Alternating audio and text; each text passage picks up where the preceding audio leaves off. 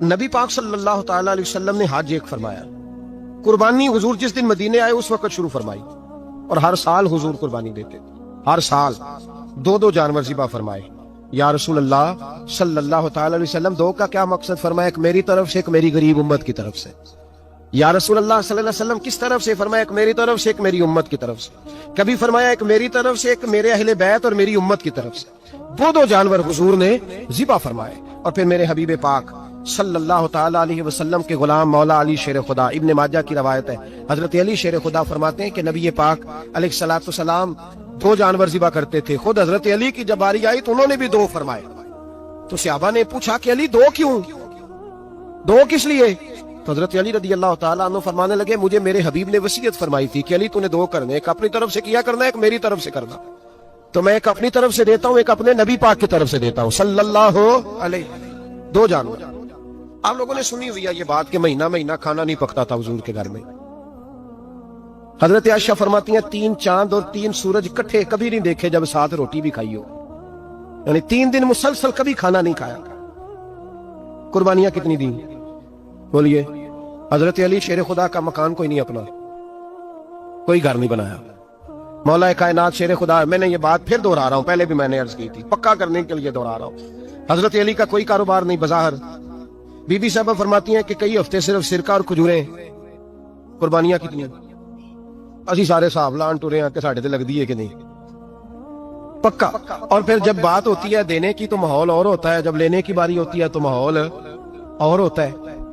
قربانی واجب ہے اس شخص پر جس کے پاس 52.5 تولے چاندی یا 7.5 تولے، لیکن میں 7.5 تولے والا فتویٰ نہیں دیتا، میں 52.5 تولے چاندی والا فتویٰ دیتا ہوں، اس لیے کہ 52.5 تولے چاندی تو شاید تولہ یا 1.5 تولہ سونے کے برابر ہی ہو جائے، ٹھیک ہے نا جی؟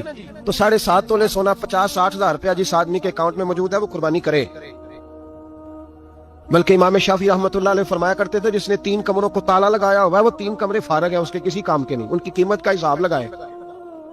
اور چھت پہ سٹور بنا دیا ہے، کوئی مطلب نہیں اس کا، اور جو ویسے رکھے ہوئے ہیں کوئی معنی ہی نہیں کمرے کا، فرماتے تھے حساب لگائے، قربانی کرے۔ رب کریم کی بارگاہ میں دینے کا جب معاملہ آیا تو گول کر گیا کام۔ میرے رسول کائنات سرور عالم صلی اللہ علیہ وسلم کا جب اپنے لیے چیزیں استعمال کرنے کا ماحول ہے تو محبوب پاک علیہ الصلوۃ والسلام نے مہینہ روٹی نہیں پکائی۔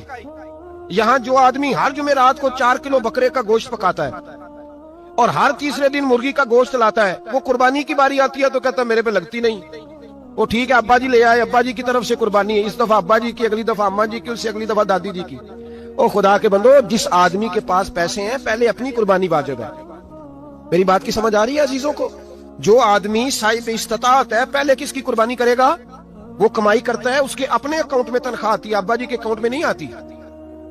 اس نے اپنا بینک بیلنس چوری بھی رکھا ہوا ابا جی سے۔ پہلے اپنی قربانی کرے، اگر اس کو شوق ہے، دل کرتا ہے تو ایک اور خریدے، پھر ابا جی کی طرف سے کرے۔ اگر اللہ نے توفیق دیا تو ایک اور خریدے، اماں جی کی طرف سے کرے۔ اور اگر اس کے دل کو اللہ ٹھنڈک عطا کرے، سکون کرے، تو پھر اپنے رسول کی طرف سے بھی قربانی دے، پھر اپنے محبوب کی جانب سے بھی قربانی کرے۔ نبی پاک صلی اللہ تعالی علیہ وسلم نے ہر سال 2 قربانیاں دی، 10 سال۔ کل کتنی ہوگی 10 سالوں میں؟ بولیے۔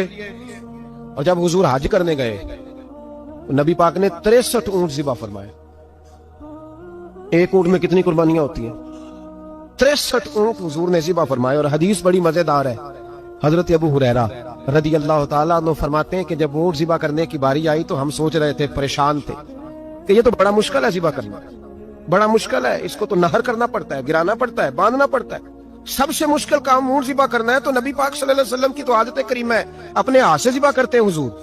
وہ ہمارا اللہ خیر کرے، اب اللہ یافظ ہے، ذبح کرنا تو دور کی بات ہے۔ ہمارا جو BA پاس لڑکا ہے نا، اس کو ڈر آتا ہے جانور کے پاس کھڑے ہوتے بھی، کہتے ہیں بچوں کو اندر لے جاؤ، 10 سال کا 12 سال کا اندر لے جاؤ، ذبح کرنا روئے گا۔ اور بس کرو یار، یہ کس قوم سے تمہارا تعلق پڑ گیا ہے؟ ہمارے تو 12 اور 14 سال کے معوذ اور معاذ ابو جہل کی گردن کاٹ کے رکھ دیا کرتے تھے، اور تو بچہ بکرا ذبح کرنے سے ڈرا رہا ہے؟ اس کو کھڑا کر لا کے، قربانی تو جہاد کی ٹریننگ ہے، وہ کھڑا کر، اس کو کہا بیٹا یہاں کھڑا ہو، اللہ کے رستے میں بکرے کی گردن کاٹنی ہے۔ اگر کوئی شخص خدا رسول کے دین کی مخالفت کرے، کفر کا جھنڈا اٹھائے تو اس کی گردن بھی کاٹنی ہے۔ یہ ٹریننگ ہے بچوں کے لیے۔ یہاں عجیب ماحول ہے، ڈر لگ رہا ہے، پیچھے ہٹ جاؤ۔ اور جس صاحب کی قربانی ہے وہ بھی کوئی 1.5 کلومیٹر کے فاصلے پہ کھڑے ہیں، دور کھڑے ہو کے دیکھ رہے ہیں، نفیس ہی بڑے ہیں جناب، لطیف ہی بڑے ہیں، کپڑوں کو کوئی قطرہ خون کا لگ گیا تو بڑی مصیبت بن جائے گی. اور امیر آدمی اس کا تو گھر کسائی نے خود فون کیا ہے کہ صاحب سب سے پہلے میں آپ کے گھر آؤں گا. اس کو پتہ ہے کہ منہ مانگی قیمت ملے گی. مہربانی فرمائیں، قربانی میرے رسول پاک صلی اللہ علیہ وسلم سے زیادہ نفاست والی طبیعت کسی کی نہیں. صحابہ کہتے ہیں اتنا حسین محبوب کا انداز تھا کہ کبھی کپڑوں پہ مکھی بھی نہیں بیٹھی تھی. اور حضور سے ہم سلام لیتے تھے، دست مبارک چومتے تھے تو ہمارے ہاتھوں سے کستوری کی خوشبو آنے لگتی. اور فرماتے ہیں نبی پاک کا ہاتھ یوں ہوتا تھا کہ برف بھی اتنی ٹھنڈی نہیں جتنا پیارا حضور کا ہاتھ ٹھنڈا ہوتا تھا. پھر بھی حضور دست مبارک میں خنجر پکڑتے، جانور کو لٹاتے اور اپنی طامت کو سمیٹتے اور اللہ کے حبیب گھٹنا رکھتے اس کی گردن پر اور بسم اللہ اللہ اکبر کہہ کے ذبح فرماتے. حضور خود دست مبارک سے تو اتنا زیادہ نازک مزاج ہو گیا ہے کہ اب یہ والی سنت ادا کرنا مشکل ہو گیا تیرے لیے. 63 اونٹ ہیں. اور صحابہ کرام علیہم رضوان فرماتے ہیں کہ حال یہ ہے ہم سوچ رہے ہیں کیسے ذبح کریں گے، کیا کریں گے، کیسے گرائیں گے. اور نبی پاک صلی اللہ علیہ وسلم کہتے ہیں ہم ابھی سوچ میں ہی تھے کہ حضور نے چھری پکڑی. خنجر جب حضور نے اٹھایا تو فرماتے ہیں اونٹ دوڑتا ہوا آیا اور نبی پاک کے سامنے آ کے لیٹ گیا. فرماتے ہیں اللہ کے رسول نے بسم اللہ اللہ اکبر کہہ کے ذبح کیا. اس نے ٹانگ بھی کوئی نہیں ہلائی، پیر بھی کوئی نہیں ہلایا. وہ کسی شاعر نے بڑی عجیب بات کہی تھی. اس نے کہا پھنسی جو دام میں بلبل تو لگی یوں کہنے، کرے گا قتل کیا تو نے جب اسیر مجھے، کباب شمع کے شولے پہ کیجیو سیاد، شکل گل نظر آئے دم اخیر مجھے. وہ کہتے ہیں بلبل کو شکاری، سیاد شکاری نے پکڑ لیا بلبل کو تو سیاد سے بلبل کہنے لگی تو نے پکڑا ہے تو قتل تو کرے گا ہی نا، کھائے گا تو صحیح، ایک میری منت ہے. شکاری کہنے لگا وہ کیا؟ تو بلبل کہنے لگی جب تو مجھے ذبح کرے نا اور پکائے تو مجھے پھول سے بڑی محبت ہے. اس طرح کرنا، کوئلے اتنے زیادہ دہکانا، اس قدر زیادہ آگ جلانا کہ ان کی شکل گلاب کے پھول کی طرح سرخ ہو جائے. تو جب تو مجھے ان پر جلائے گا تو مجھے تکلیف نہیں ہوگی، اس لیے کہ محبوب کا چہرہ جو سامنے آ جائے گا مجھے تکلیف نہیں ہوگی. پھنسی جو دام میں بلبل تو لگی یوں کہنے، کرے گا قتل کیا تو نے جب اسیر مجھے، کباب شمع کے شولے پہ کیجیو سیاد، اور شکل گل نظر آئے دم اخیر مجھے. اعلیٰ حضرت بریلوی علیہ رحمہ فرمایا کرتے تھے، فرماتے تھے بڑی تکلیف ہوگی جب جان نکلے گی. روایتوں میں آتا ہے جس طرح باریک دوپٹہ جھاڑیوں پہ ڈالا جائے، کھینچا جائے تو پھٹ جاتا ہے، یوں تکلیف ہوگی. پر فرمانے لگے رسول اللہ کے غلام کو کوئی تکلیف نہیں ہوگی. حضور کیوں؟ فرمایا اس لیے کہ جب جان نکلنے لگے گی تو سامنے جلوہ ودہاد آ جائے گا. حضور کے جلوے ہوتے رہیں گے تو پتہ ہی نہیں چلے گا جان کیسے نکل گئی. پھنسی جو دام میں بلبل. تو صحابہ فرماتے ہیں کہ اونٹ دوڑتا ہوا آیا، حضور کے سامنے آ کے لیٹا، نبی پاک نے ذبح فرمایا اور فرماتے ہیں حد ہو گئی. حضور نے توجہ فرمائی تو دوسرا دوڑتا ہوا آ گیا، تیسرا آ گیا. حضرت ابو ہریرہ فرمایا کرتے اونٹ ایک دوسرے کو دھکے دیتے تھے، پیچھے ہٹ جا، پہلے میں نے جانا ہے. 63 اونٹ وادی منا میں حج کے موقع پر میرے رسول پاک نے دست مبارک سے ذبح فرمائے. ہر قربانی حضور نے اپنے ہاتھوں سے فرمائی. قربانی واجبات دین میں سے، ضروریات دین میں سے ہے، اور کوئی اتنا لمبا چوڑا مسئلہ نہیں. بہت ساری چیزوں کو خود بخود مشکل کر لیتے. ٹی وی پہ خبر آتی ہے فیصل آباد کے 2 بیل ہیں، بھولو اور ڈولو، پتہ نہیں کتنے من ان کا وزن ہے. ان سے پوچھا جا رہا ہے کہ بھولو ڈولو کھاتے کیا ہیں؟ تو کہتے ہیں بادام کھاتے ہیں، مکھن کھاتے ہیں. یہ جناب پتہ نہیں ان کو دودھ کتنے کلو روز پیتے ہیں. اور بھولو ڈولو بیچارے سے خود نہیں چلا جا رہا، لگ ایسے رہے جیسے وہ خود کہہ رہے ہیں مہربانی کرو ہمیں ذبح کر لو. اب تو اٹھا بیٹھا بھی نہیں جا رہا. او خدا کے بندو، دین کی اصل حقیقت کو سمجھو. یہ تو حضور نے فرمایا خوبصورت جانور لاؤ، یہ کس حدیث میں آیا ہے کہ اسے بادام کھلاؤ؟ آج لوگ انسانوں کو روٹی نہیں مل رہی اور جانوروں کو بادام کھلا رہے ہو. اس کے حصے میں جو اللہ نے شے رکھی ہے نا وہ چارہ ہے. اس کو چارہ کھلاؤ اور اچھے طریقے سے پیٹ بھر کے کھلاؤ. جانور کو پیٹ بھر کے چارہ کھلایا جائے تو جتنی اس کی طبیعت ہوتی ہے اس حساب سے وہ صحت مند ہو جاتا ہے. باقی یہ تو آپ کسی شخص کو اتنا کھلا دیں کہ اس کا پیٹ اتنا بڑا ہو جائے، پھول جائے، تو وہ بیچارہ تکلیف میں آئے گا کہ نہیں آئے گا؟ یہ کس قسم کا ماحول ہے؟ ایک بکرا بکا لاہور میں اور سیٹھوں نے شرطیں لگائی ہوئی ہیں، میں 5 لاکھ کا لایا ہوں تو میں 9 لاکھ کا. یہ کیا چکر ہوا؟ مجھے اتنا کھلایا جی اس کو فلاں چیز. یہ کس نے کہا ہے کھلانے کا؟ بادام کھانا کس حدیث میں آیا؟ کس صحابی نے اپنے بکرے کو بادام کھلائے؟ کس نے مکھن کھلایا؟ کس نے پیڑے کھلائے؟ بس کرو. عجیب تماشا لگ گیا. اور یہاں تو اتنی بری حالت ہو گئی ہے کہ عورتیں ناچنے لگی ہیں قربانی کے جانوروں کے آگے، بیبیاں بیچنے لگی ہیں. اللہ کے غضب کو آواز نہ دو. یہ قربانی ہے کہ ہر چیز کا، مذہب کی ہر شے کا مذاق بنا دیا ہے. جس دین نے عورت کی اپنی قربانی بھی ہو تو اس کو ذبح کرنے کی اجازت نہیں دی، مرد ذبح کرے گا. جو دین کہتا ہے کہ عورت ذبح نہیں کرے گی، وہ عورت بھیج سکتی ہے اللہ کے جانور؟ یہاں جس کا میں نے رمضان میں بھی کہا تھا، پھر بات دہراتا ہوں، سارا سال ناچتے گاتے ہیں اور عید کا موقع آتا ہے تو 2-4 مولوی بٹھا کے وہ دین سکھانا شروع کر دیتے ہیں. کوئی پتہ ہی نہیں، کوئی خبر ہی نہیں. جس بوتل میں کل تک شراب بک رہی تھی اسی میں دودھ پلاؤ گے؟ جس برتن میں کل تک پیشاب تھا اس میں آج لوگوں کو شہد پلاؤ گے؟ بس کرو، یہ مذاق نہیں، یہ رسول اللہ کا دین ہے. نبی پاک سید عالم صلی اللہ تعالی علیہ وآلہ وسلم نے کوئی ذمہ عورت کے کوئی چیز نہیں لگائی ایسی جس میں اسے مردوں کے ساتھ شامل ہونا پڑے. اور عورت سمجھ ہی نہیں رہی کہ یہ اس کی تذلیل ہے، عزت نہیں. صابن بک رہا ہے تو ساتھ بی کھڑی ہے، شیمپو بک رہا ہے تو عورت اس کی جو ہے وہ ایڈ دے رہی ہے. یہ عزت ہے عورت کی؟ رسوا کر دیا تم نے ہر شے میں عورت. اب قربانی کا جانور بھی بی بیچے گی؟ غیرت کہاں گئی اس قوم کی؟ میرے رسول پاک سرور دو عالم صلی اللہ تعالی علیہ وسلم کو کسی نے آ کے کہا فلاں قبیلے کے لوگوں نے عورت کو سربراہ بنایا ہے، عورت کو آگے لگا لیا. فرمایا تباہ ہو گئے وہ لوگ، انہوں نے عورتوں کو اپنے آگے پیشوا بنا لیا. جس رب نے عورت کو نبوت نہیں دی، امامت کرنے کا حق نہیں دیا، کس چکر میں لوگ پڑ گئے؟ 5 لاکھ کا جانور کس لیے لائے ہو؟ 5 لاکھ کا تفاخر کے لیے، دکھانے کے لیے؟ تو اگر 50,000 کا 60,000 کا بھی جانور لاتا تو اچھا آ جاتا. اور 50,000 کا جانور لائے تو 5 لاکھ میں کتنے آتے ہیں بولے؟ تو 10 جانور ذبح ہوں گے تو کتنے غریبوں تک گوشت جائے گا؟ کتنے گھروں کا بھلا ہوگا؟ ہر چیز کا چکر الٹا کر دیا گیا ہے. اور یہ صرف حج کے لیے ہوتی تو میرے رسول پاک ہر سال قربانی نہ کرتے، اور میرے نبی پاک قربانی دینے کا حکم ہے.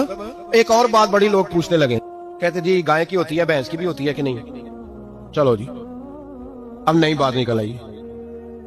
حدیث پاک میں لفظ آیا اونٹ کا. نبی پاک نے فرمایا بکرا 1 سال کا، گائے 2 سال کی، اونٹ 5 سال کا. حدیث میں لفظ آ گیا اونٹ کا. آپ کو بندہ کہے پہلے بتائیں نر کا کہ مادہ کا، تو میں کدھر سے آپ کو حدیث نکال کے دوں جس میں نر بھی اور مادہ علیحدہ علیحدہ ہو؟ حدیث پاک میں ذکر آ گیا دمبے کا، مینڈے کا. اب باقی جو سارے جاگ رہے ہیں نا، اب غور فرمائیں، باقی ایک بکرا ہے، ایک چھترا ہے، ایک دمبا ہے، ایک دیسی بکرا ہے، ایک پہاڑی بکرا ہے، تو علیحدہ علیحدہ لفظ کہاں سے نکال کے دیے جائیں؟ یہ ساری انواع ہیں، اقسام ہیں، نوع ہیں. اسی طرح بھینس بھی گائے کی ایک قسم ہے. امام اعظم ابو حنیفہ فرماتے ہیں النوع منہ، یہ اس کی ایک قسم ہے، نوع میں سے ہے، گائے کی نوع میں سے ہے. آپ عام لفظ بولتے ہیں تو کہتے ہیں بکرا، چترا، گائے، بھینس، عام لفظ ہے نا. تو جب گائے کہہ دیا تو آپ کو بندہ کہے گائے آیا تو پہلے بتائیں گائے تو ہے تو اس میں بیل شامل ہے کہ نہیں؟ تو گائے کی جتنی قسمیں ہیں نا، ہمارے محدثین بھینس کو گائے میں شامل کرتے ہیں. بھینس گائے کی ایک قسم ہے. تو نبی پاک صلی اللہ علیہ وسلم نے جب گائے کا لفظ استعمال کیا تو بھینس اس کے اندر آ گئی. تو اگر گائے کی قربانی جائز ہے تو بھینس کی قربانی بھی جائز ہے. اگر بیل کی قربانی جائز ہے تو کٹے کی قربانی بھی 100% جائز ہے. اس کے اندر 7 حصے ڈالے جائیں گے، اسے قربان کیا جائے گا، یہ جائز ہے. اگر آپ صریح لفظ نکال کے دکھانے کو کہیں گے تو پھر تو بڑی چیزوں میں لوگ الجھ جائیں گے.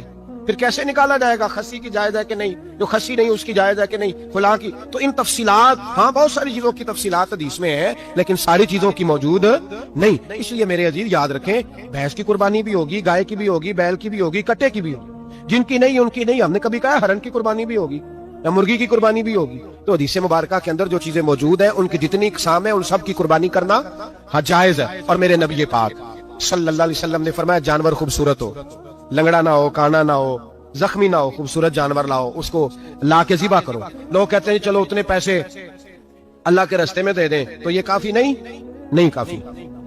مسلم شریف میں، بخاری شریف میں میرے نبی پاک سید عالم صلی اللہ تعالی علیہ وسلم نے فرمایا 10 ذی الحج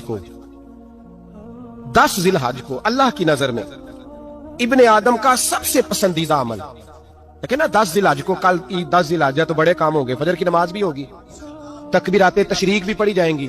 آج فجر سے شروع ہو گئی نا، 9 کی فجر سے لے کر 13 کی عصر تک تکبیرات تشریق پڑھی جائیں گی. اللہ اکبر، اللہ اکبر، لا الہ الا اللہ واللہ اکبر، اللہ اکبر وللہ الحمد، اللہ اکبر، اللہ اکبر، لا الہ الا اللہ واللہ اکبر، اللہ اکبر وللہ الحمد، اللہ اکبر، اللہ اکبر، لا الہ الا اللہ واللہ اکبر، اللہ اکبر وللہ الحمد. کوشش کریں جب بھی پڑھیں 3 بار پڑھیں.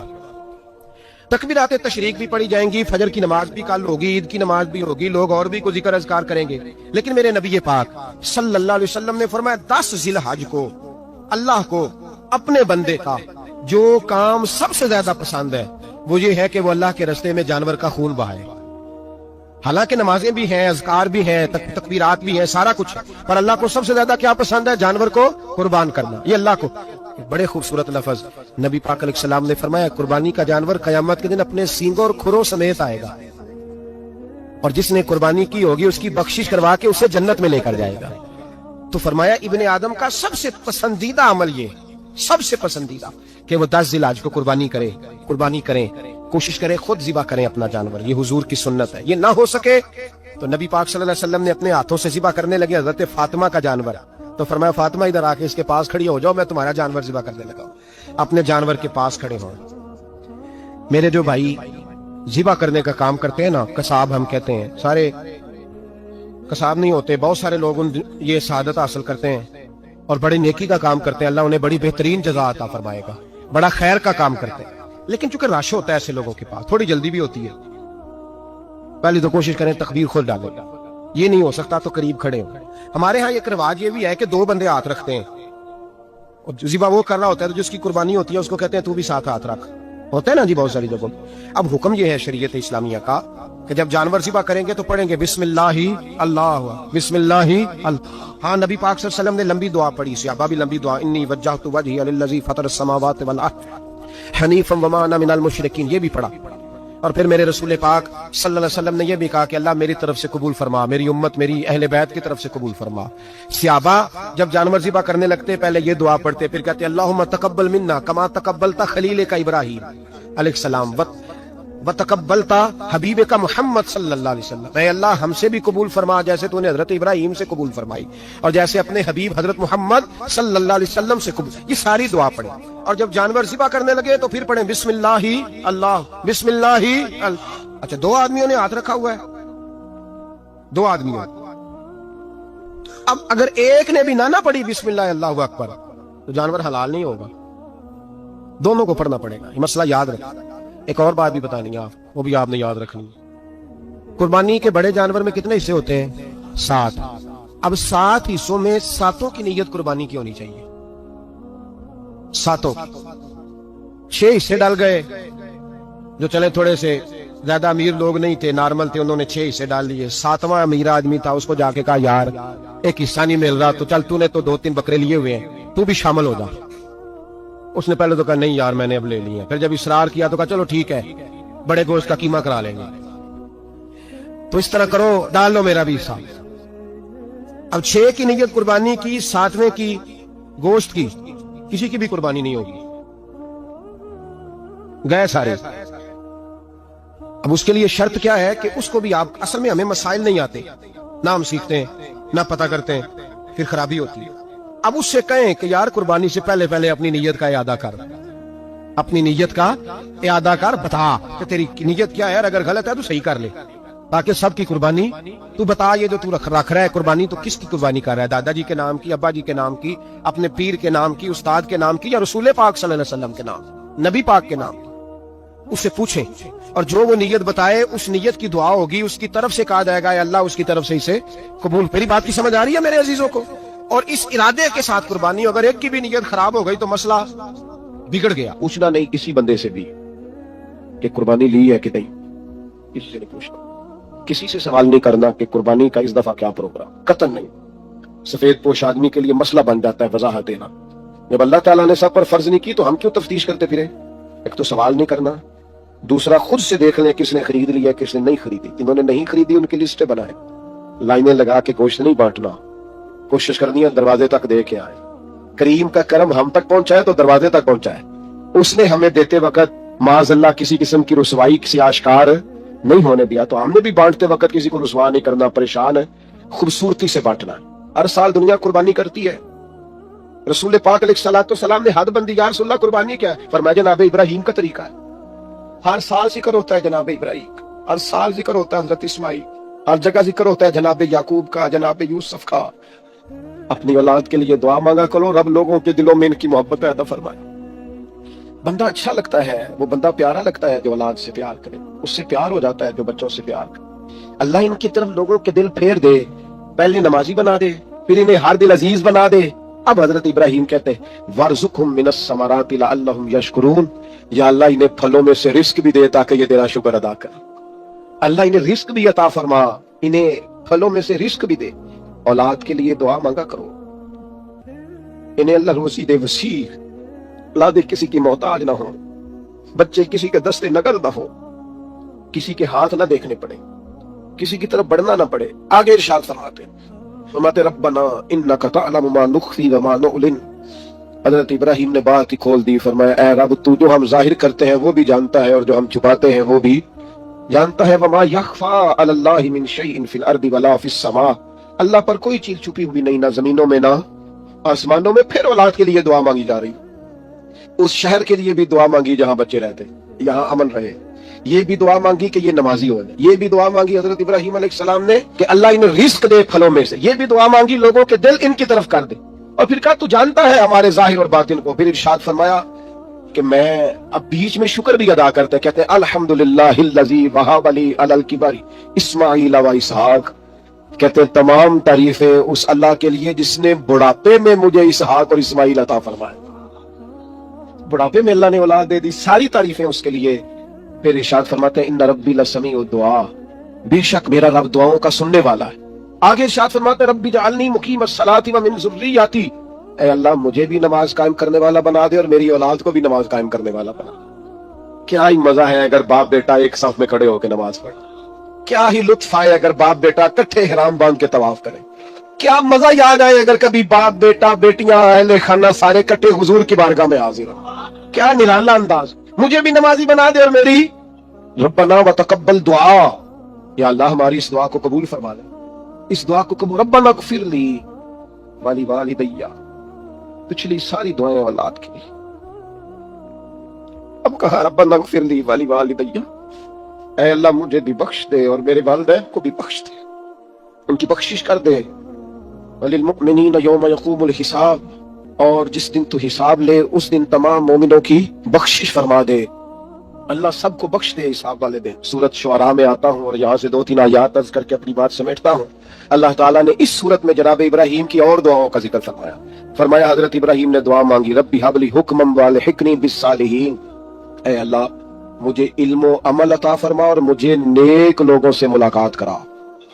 इल्म अमल दे और जो सालिहीन है उनसे मिला। बड़ा खुश नसीब होता है वो शख्स जिसे इल्म भी मिले, अमल भी मिले और फिर सालिहीन की सोबत भी मिले। नेक लोगों की जिसे संगत नसीब हो। अच्छे लोगों के पास, वो गली में कुछ संतरे बेच रहा था ना, तो दरवेश अंदर बैठे थे तो आवाज लगा रहा था अच्छे संतरे, अच्छे संतरे, अच्छे संतरे। तो बाबा जी को अंदर ही बजद हो गया। किसी ने कहा ये क्या हुआ? फरमाने लगे वो कह रहे जिन्हां दे संग चंगे सानो तरे, अच्छे संग तरे, जिन्हां दे संग अच्छे सानो तरे। जनाब इब्राहिम की दुआ देखो, फरमाते रब्बी हबली हुक्मम वालहिकनी बिस्सालिहीन। ऐ अल्लाह हुक्म अता फरमा, माना मुफस्सिरीन ने किया इल्म अमल अता फरमा, और ऐ अल्लाह मुझे उनसे मिला दे जो साले लोग हैं। ये दुआ मांगते हैं। फिर कहते हैं ऐ अल्लाह जो लोग मेरे बाद आए ना उनमें मेरी सच्ची नामवरी रखना। ऐ अल्लाह बाद वाले पिछले हमारा जिक्र करें तो जरा अच्छे लफ्जों के साथ करें, हमारे बाद हमारा जिक्र हो तो खैर के साथ हो। हमारी तालीम के लिए जनाब इब्राहिम दुआ करते हैं, फरमाते हैं कि पीछे इस तरह का छोड़ के जाना कि तुम्हें खैर के साथ याद किया जाए। यानी तुम कहीं बैठो तो लोग कहें क्या बात है, और उठ के जाएं तो लोग कहें क्या बात है। लोगों के बीच हमारी अच्छी नामवरी हो। जनाब इब्राहिम दुआ मांगते हैं। जनाब इब्राहिम कहते हैं वजअलनी मिन वरसती जन्नतिन नईम। या अल्लाह उन लोगों में से कर दे जो जन्नत नईम के वारिस हैं। हमारे ताल्लुक बना पर जन्नतियों से बना, हमें उनसे जोड़ दे जो चंगियां दे लड़ लगी सां ते झोली च फुल पे। तो एक दिन भैड़ियां नाल मैं रल गई ते मेरे अगले भी डुल गए। कहा ऐ अल्लाह उनमें से कर दे जो जन्नत नईम के वारिस है। और फरमाया वला तुखज़िनी यौम युबअसून।